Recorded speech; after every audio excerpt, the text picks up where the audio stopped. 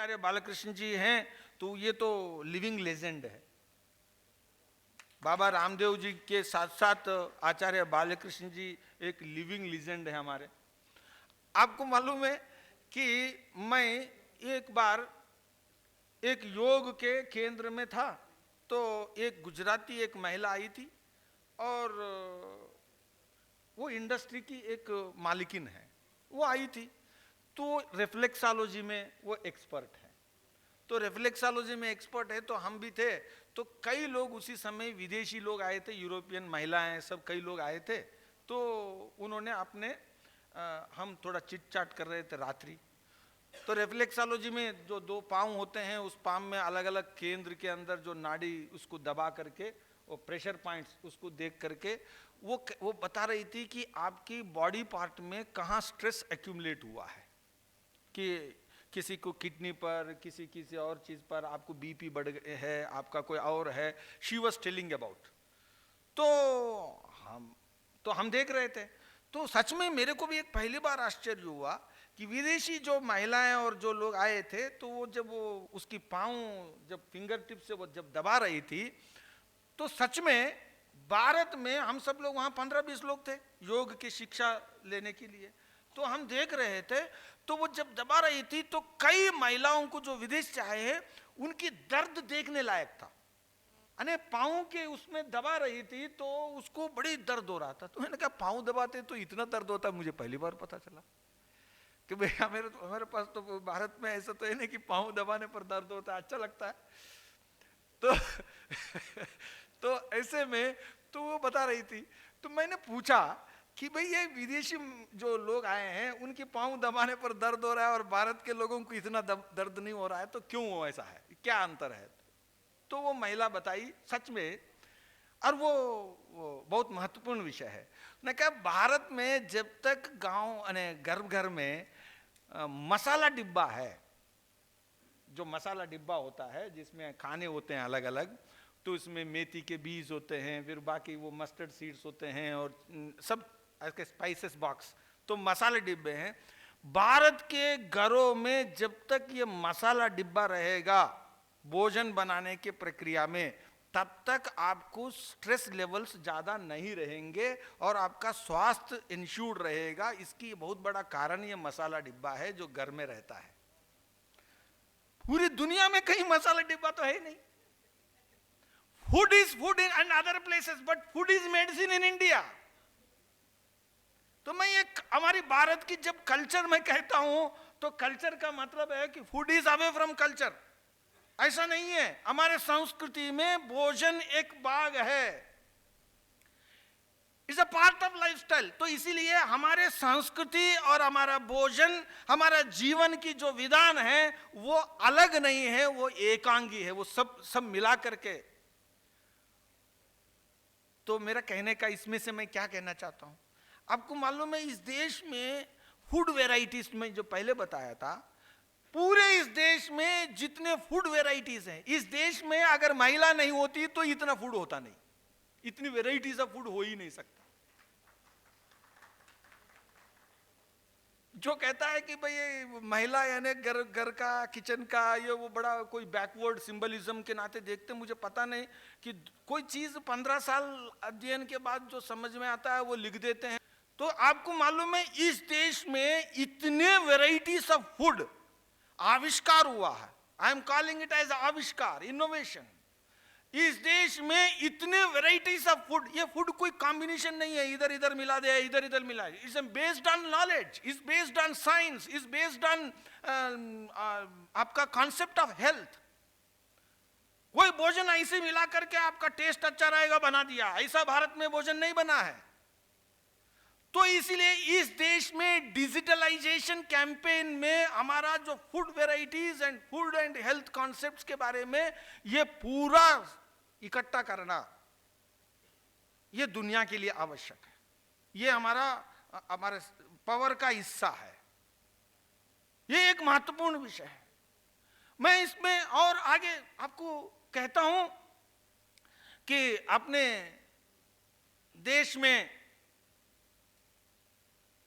योग के बारे में तो अब योग सालों से है, हजारों सालों से है, लेकिन अभी योग तो क्रांति का विषय बना है। योग के खिलाफ बोलना भी एक धंधा था। यानी साइंस मीन्स कि भाई इस प्रकार से, तो अब डिजिटल टेक्नोलॉजी ने योग को ग्लोबल साइंस बनाने की ओर जा रही है।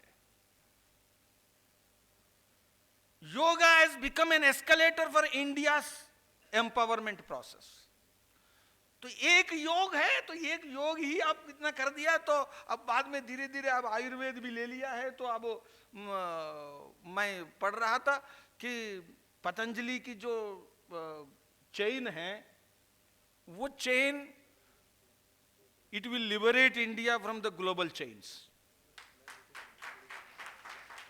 तो हमारी जो बहुत सारे चीजें हैं, मैं कहता हूं कि विश्व भर में आज लोग जिस प्रकार की जो चीजें हैं, मैं कहूंगा कि हमारा एंटरटेनमेंट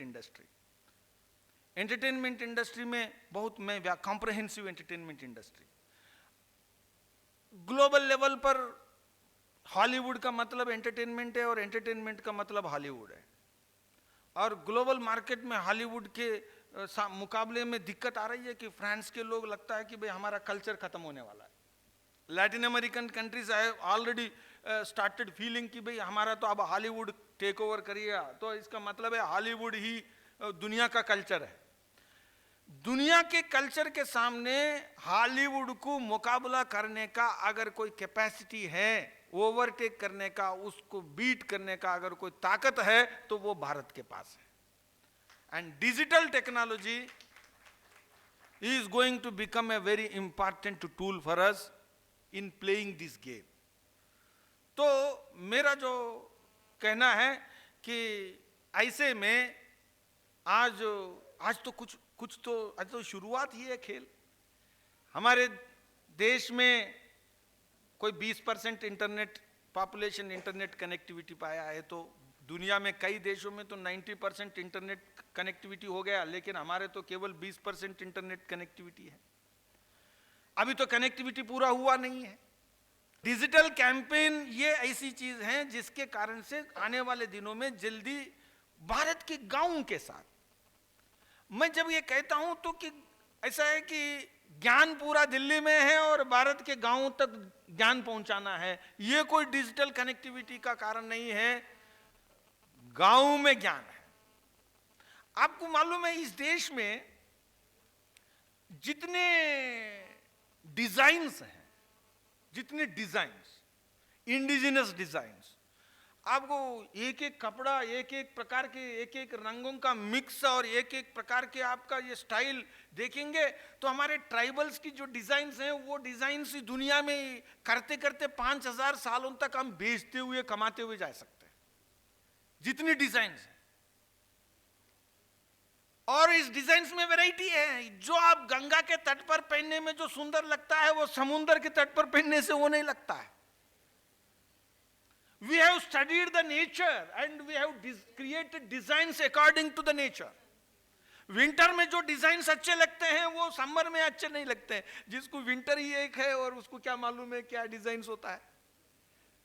जिंदगी में उसको विंटर के अलावा कुछ मालूम ही नहीं है। उसको तो लगता है कि भाई दुनिया विंटर, विंटर दुनिया, और कुछ नहीं है ऐसा लगता है। लेकिन तो हमारे भारत में तो प्रकृति तो पूरे अपने सर्व आयामों से अपने को प्रफुल्लित किया है, तो इसीलिए अपने डिजाइन्स भी इतने विकसित है।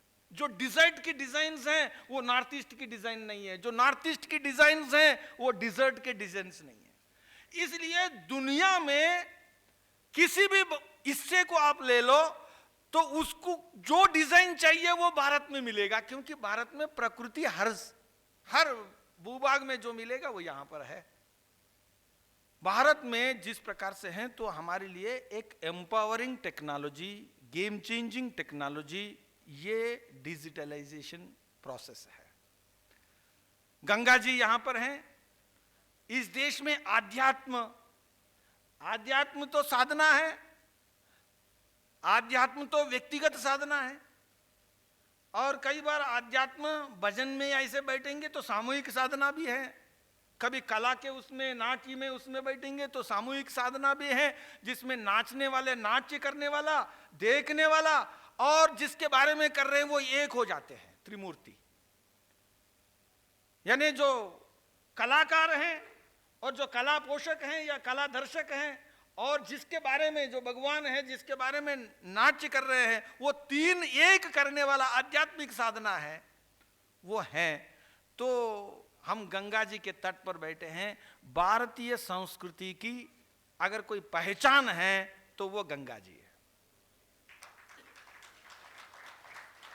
अभी मैं किसी नदी के विषय में कहीं बैठा था तो बातचीत चल रही थी, तो आपको मालूम है कि उसमें चर्चा चल रही थी, अभी गंगा को बचाना है, मोदी जी ने अपने सरकार के ओर से कहा कि भाई गंगा ठीक करना है।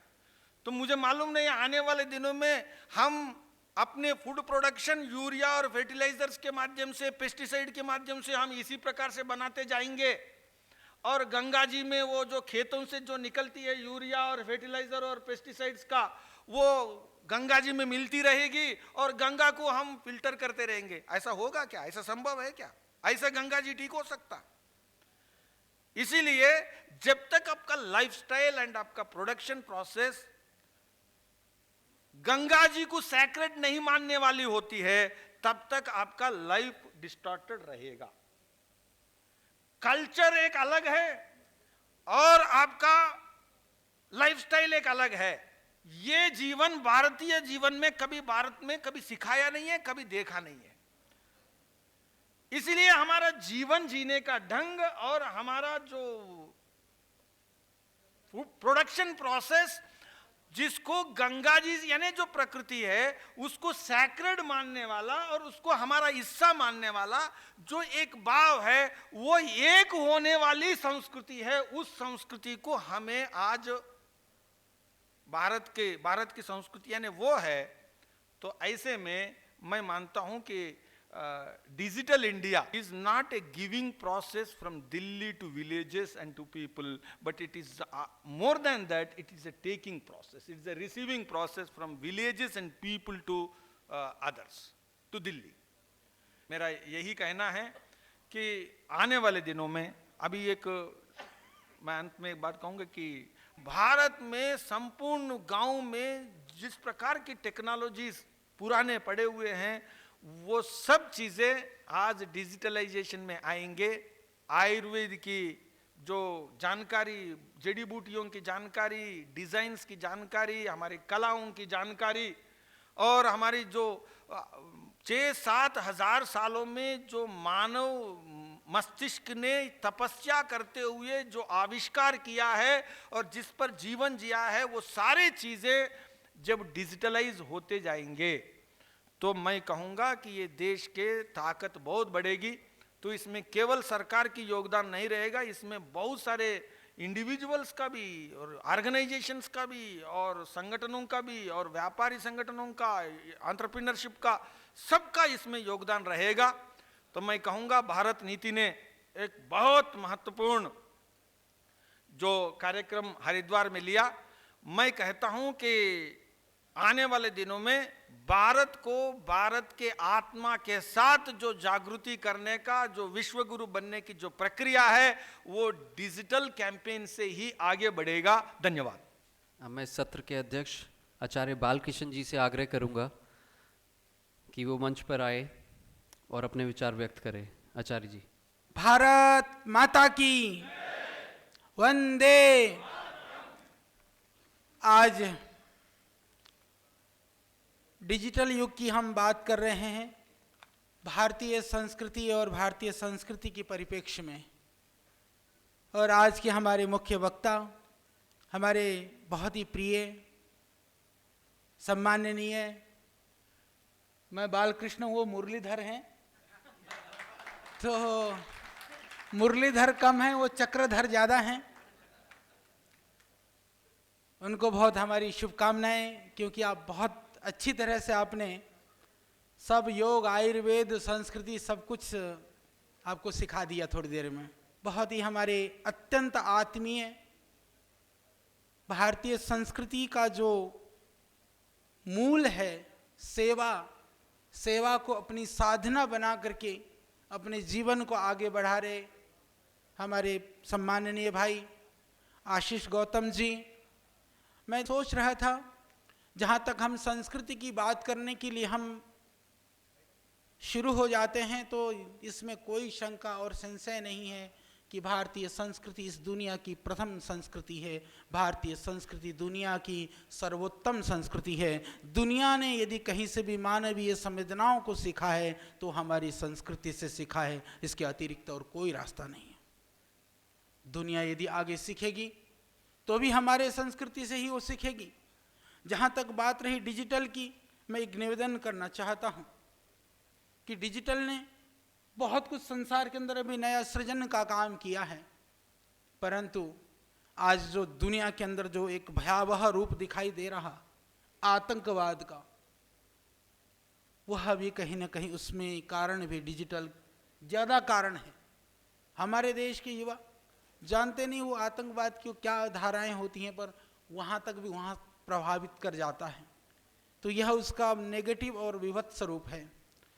तो इस डिजिटल को सकारात्मक और सृजनात्मक बनाना हो तो मैं कह सकता हूं कि यदि भारतीय संस्कृति के साथ उसको जोड़ दिया जाए तो यह सृजनात्मक और सकारात्मक हो सकता है।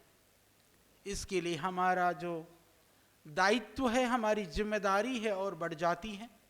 जो भारतीय संस्कृति के प्रति निष्ठा रखने वाले लोग हैं, जो हमारे परंपराओं को दुनिया में देखना चाहते हैं, उन लोगों की जिम्मेदारी और बढ़ जाती है।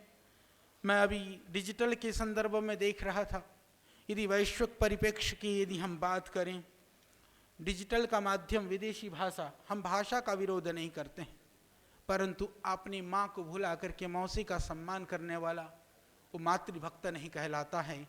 मौसी का सम्मान हो पर माँ को अपमानित करके नहीं होना चाहिए। जहाँ भाषा की यदि हम बात करें, क्योंकि डिजिटल टेक्नोलॉजी का जो बड़ा स्वरूप है वो विदेशी भाषाओं में है, उसका प्रभाव, विदेशी संस्कृति का असर उसमें ज़्यादा दिखाई देता है बनिस्बत भारतीय संस्कृति। यदि आप जाते हैं, उदाहरण के लिए मैं देना चाहता हूँ, विकिपीडिया आप बहुत यूज़ करते हैं, जब भी कोई चीज़ आपको जाननी होती है तो उसमें आप लोग जाते हैं।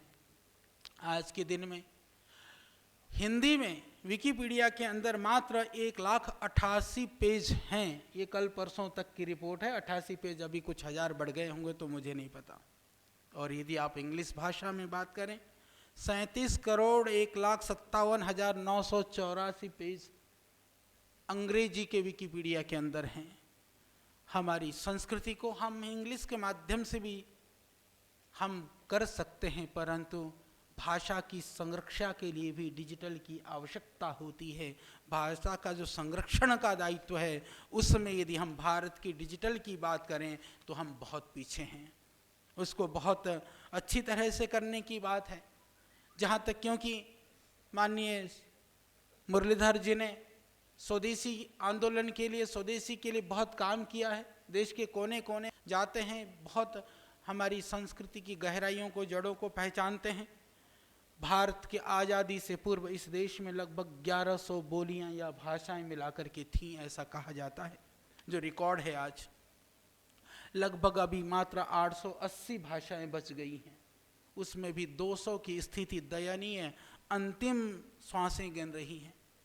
तो इन भाषा को बचाने का काम, इस संस्कृति को, भाषा से संस्कृति है, संस्कृति से भारत है, भारत से हम हैं, इसीलिए हमको अपने मूलों को संरक्षित करना है। तो उन भाषाओं की ओर भी सुध लेने का काम हमको डिजिटल के माध्यम से करना होगा। माननीय प्रधानमंत्री जी की एक सोच है, डिजिटल के विषय में उनकी बहुत गहरी और पैनी सोच है। संभवतः सरकार की इस ओर भी कोई कार्य हो रहा होगा, नहीं तो हमारी ओर से तो हमारे प्रतिनिधि हमारे मुरलीधर जी यहाँ पर हैं। मैं निवेदन करूँगा और आप सब की ओर से कि हमारी जो देश की भाषाओं को बचाने का काम भी डिजिटल के माध्यम से होना चाहिए। डिजिटलाइजेशन हो जाए सारी भाषाओं का, वो संरक्षित और सुरक्षित हो सकती है।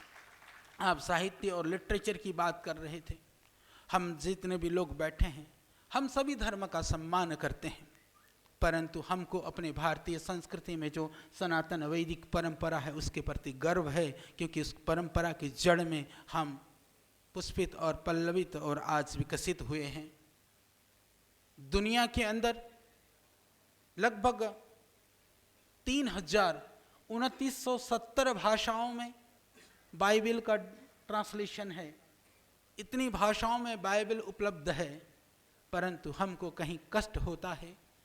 भगवत गीता जैसे महान ग्रंथ, हमारे उपनिषद, वेद, दर्शन, उनके अंदर की जो महानता, उसके अंदर की जो विशेषता या उनके अंदर का ज्ञान की यदि हम चर्चा करें, उसकी कहीं कोई विश्व में सानी नहीं है। परंतु यदि हम डिजिटलाइजेशन या ग्लोबलाइजेशन या वैश्विक संदर्भ में यदि हम बात करें तो मात्र लगभग 70 भाषाओं में अभी तक ट्रांसलेशन हुआ है। इस डिजिटल युग में बाइबल जब 3,000, अच्छी बात है, उन्होंने पुरुषार्थ किया, पर क्या हम अपनी भगवत गीता और दूसरे ग्रंथों को नहीं पहुंचा सकते हैं? क्या हमको पहुंचाना होगा। अभी बहुत काम करने की आवश्यकता है और हमको इस डिजिटल दुनिया से अपनी संस्कृति को विश्व में पहुंचाने के कार्य को करने के लिए, जैसे अभी भाई राव जी कह रहे थे, हमारे पास मटेरियल बहुत है, बहुत साहित्य है, बहुत संसाधन हैं। क्योंकि हम लोग पिछले साल बैठे थे, तब हम कुछ सोशल मीडिया के विषय में बात हो रही थी। एक प्रोग्राम था कि कोई डिजिटल मीडिया में सोशल मीडिया का बहुत बड़ा रोल भी है, सोशल जो नेटवर्क है। तो यदि हम देखें पूरी दुनिया के अंदर, तो जो योग और आयुर्वेद की जो बात है, वह आज ये डिजिटल या सोशल मीडिया के माध्यम से दुनिया जानती है। जैसे हमारी बहन कह रही थी कि लोग भारतीय भी नहीं कहते, एशियन लोग कहते हैं। मैं आपको बता दूं, मेरे पास अभी पीछे एक मार्क वाटसन, बहुत बड़े साइंटिस्ट हैं, बॉटनी के बहुत अच्छे विद्वान हैं, आए, कोई बात चल रही थी, उन्होंने कहा, मेरे को बड़ा ताज्जुब लगा। फिर उसके बाद हमने शुरू किया, वो यह नहीं जानते हैं कि आयुर्वेद भाषा है या आयुर्वेद पद्धति है। जो संस्कृत भाषा के नाम है वनस्पतियों के, वो कहते हैं कि ये आयुर्वेदिक नेम, कि उनको लगता है कि वो जो है, जो नाम है वो आयुर्वेदिक नाम है, वो संस्कृत नाम के रूप में नहीं पता। हम उस दुनिया में जी रहे हैं कि जब जड़ी बूटियों की बात होती है, हम कई बार खुश होते हैं कि ये आयुर्वेद की बात हो रही है। क्षमा करना, जड़ी बूटी आश्रित चिकित्सा पद्धतियां दुनिया के अंदर लगभग 60 चिकित्सा पद्धतियां हैं, उनमें से एक आयुर्वेद है। आयुर्वेद उनमें अग्रणी है। दुर्भाग्य से दुनिया जड़ी बूटी चिकित्सा को तो थोड़ा जानने लगी है, पर हम खुश हो जाते हैं कि शायद दुनिया आयुर्वेद अपना रही है, पर ऐसा नहीं है। आयुर्वेद के विषय में तो दुनिया बहुत अज्ञानता में है। जब तक हम आयुर्वेद के सिद्धांत को, आयुर्वेद के प्रिंसिपल्स को, आयुर्वेद के साइंस को दुनिया के कोने कोने तक नहीं पहुंचाएंगे, आयुर्वेद की जान है, आयुर्वेद की सिद्धांत, आयुर्वेद के प्रिंसिपल्स, उसके ऊपर हमको काम करने की आवश्यकता है। तो इस डिजिटल युग की एक दिन मैं आपको बताना चाहता हूं कि आयुर्वेद सिद्धांत रहस्य, हमने एक पुस्तक की रचना की थी, जिससे कि आयुर्वेद का जो बेसिक ज्ञान है वो सबको हो जाए। और आज करीबन मैं 40 भाषाओं में वो पुस्तक लगभग प्रकाशित होने की स्थिति में पहुंच चुकी है। और वो प्रकाशन भी हम नहीं कर रहे हैं, अलग अलग देशों के टॉप लेवल के पब्लिशर्स हैं, उसको पब्लिश कर रहे हैं। उन पब्लिशर्स को ढूंढने का काम, अपनी डमी पहुंचा करके उनसे वार्ता करने का काम वो डिजिटल के माध्यम से, आज जो हमारे संसाधन हैं उसके माध्यम से हुआ। तो हमको स्वप्न है, अभी मैं भगवत गीता के लिए भी, क्योंकि डिजिटल की बात थी, मैं वैसे ही ढूंढ रहा था। मैं सोच रहा था कि भगवत गीता तो शायद 200-250 भाषाओं में तो प्रकाशित होगी,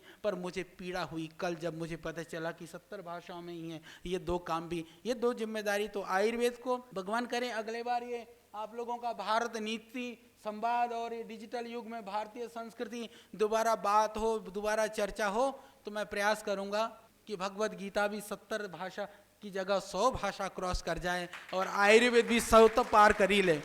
तो हमको काम करने की आवश्यकता है। संस्कृति को जीवित रखने के लिए डिजिटल से विमुख होकर के हम संस्कृति को आगे नहीं बढ़ा सकते हैं। हमारी संस्कृति पहले कैसे जीवित थी? हम वेदों को श्रुति कहते हैं। श्रुति का अर्थ आप जानते हैं कि श्रवण परंपरा से उसकी रक्षा हुई। अब श्रवण परंपरा अब जो है वो अब दूसरे परंपरा में आ गई, अब वो डिजिटल परंपरा में आ गई। तो अब सुरक्षित रखने का काम वह डिजिटल माध्यम के द्वारा ही हो सकता है। इसके लिए मैं युवाओं को आह्वान करता हूं, जितने भी आप बैठे हैं और पूरे देश के लोगों से, कि अविलंब समय बहुत सुंदर है, इस समय को हम सामने से पकड़ लें, क्योंकि शास्त्रों में ऐसा कहा है कि समय पीछे से गंजा होता है, समय निकल जाएगा, वो हमारे हाथों में नहीं आएगा। तो यह बहुत सुंदर आयोजन के लिए सभी आयोजक बंधुओं का और ये स्थान जिनका है सभी भाइयों को और मंच पर आसीन सभी विद्वज्जनों का मैं पुनः अभिनंदन करता हूँ। आइए भारत के भाग्य के निर्माण के लिए हम सब मिलकर के डिजिटल के साथ भारतीय संस्कृति की पुनर्स्थापना का अभियान को मूर्त रूप दे दें। इन्हीं शब्दों के साथ मैं अपनी वाणी को विराम देता हूँ। ओम। धन्यवाद आचार्य जी। सही मायने में अगर किसी ने भारतीय संस्कृति को वैश्विक करने का काम किया है तो आचार्य बालकिशन जी ने किया है।